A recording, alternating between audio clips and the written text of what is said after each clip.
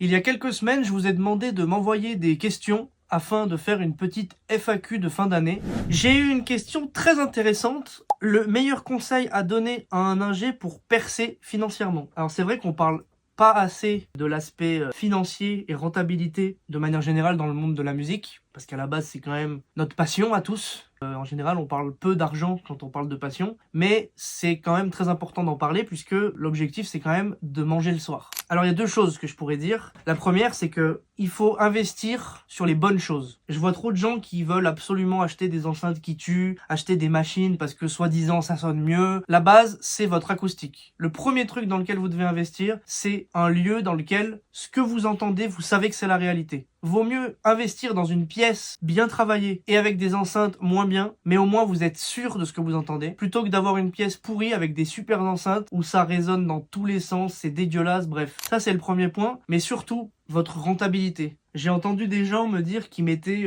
7 ou 8 heures pour faire un mix. Quand tu regardes le tarif du gars, on est à 200 ou 300 euros le mix. Non, ça n'a aucun sens. Tu gagnes pas d'argent en faisant ça. Donc il faut laisser un peu de côté la passion et penser plus comme un entrepreneur.